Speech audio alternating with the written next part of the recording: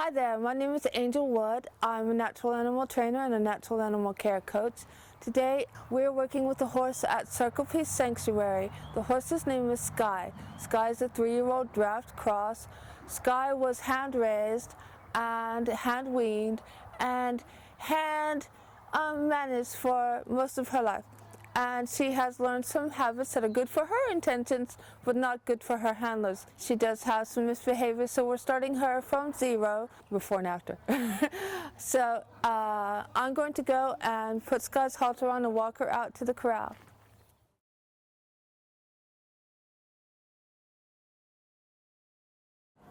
Skye has learned some manipulative behaviors, but she's a good-hearted filly. She's 3 years old. She's not an adult yet. She's just a little girl. And we are teaching her some management behaviors because she's going to be a big girl. Hi, girl. Hey, Skye. Now, Skye does bite. She does forge. She does try to crush you through the doors. And we're just teaching her some manners. The first thing you want your pet horse to give you on most occasions when you're going to be working with her is a haltering behavior. Now, haltering is a behavior that most companion horses learn right away because the halter is guaranteed interaction, and they learn to stick their nose into the halter because they're going to get some quality time.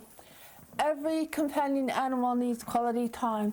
Horses are no different. So she likes to get her halter on because that means she's about to be the center of attention. Good girl. Now when you open the door, a lot of times this horse will charge on out because she doesn't really have good respectful behavior yet. It is my job to teach the animals to respect their handlers. So I'm going to stand in front of her until she gives me a nice little respectful space, and then we're going to walk out.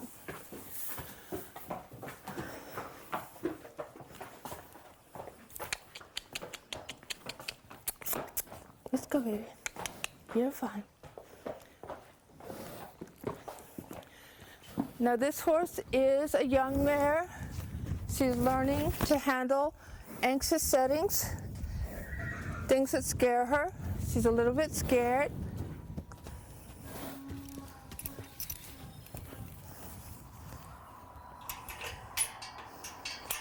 Now your companion horses need to stop and stand a lot, so I, as an animal trainer, take a good deal of stopping and standing, every opportunity to stop and stand still until I'm ready to go.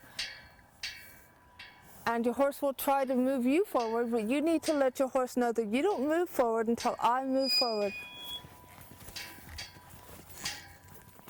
Now I've been working with this horse, Skye, for about 3 weeks now.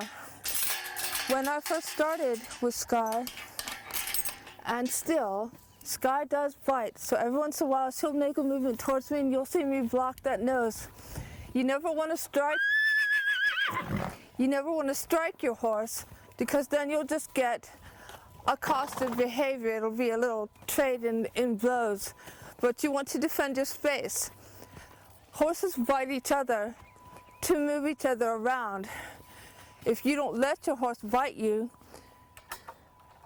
she'll begin to respect the fact that you are protective of your own personal space. So you'll see me defend myself a lot because this horse has gone from being a very consistent and frequent biter to one that just offers to bite, like that little gesture right there. Now when you are working with a horse that bites, it's a good idea to leave the lead rope on so that you can always grab the lead rope and not the face. You don't want to begin to initiate a biting quarrel. Good girl. The first thing that your horse needs to learn as a pet animal is to hold still. Now, when you're working with a horse that doesn't like to hold still, or a horse that hasn't learned to hold still yet, the very first thing that you can do is trade. I will groom you and do things for you that feel good if you stand still. Now I'm going to ask her to stand still with several different cues. I'm going to give her the stand cue, just a nice little pressure on the nose. It's not to inflict pain, it's just a gesture. Stand. Good girl.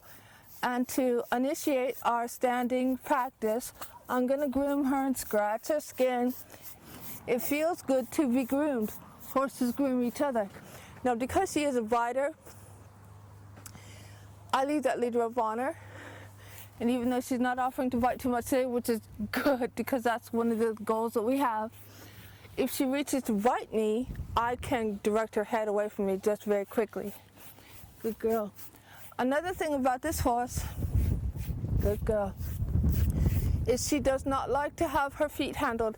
Now, a pet animal needs to have its nails handled if it has hooves, and she needs to let me handle her hooves. Now, I'm going to walk around her face a lot, but I'm going to keep my eyes and my ear on what she's doing with those teeth. Good girl. Because it's my job as her handler to teach her that it is in her best interest not to bite me, not to get on my bad side.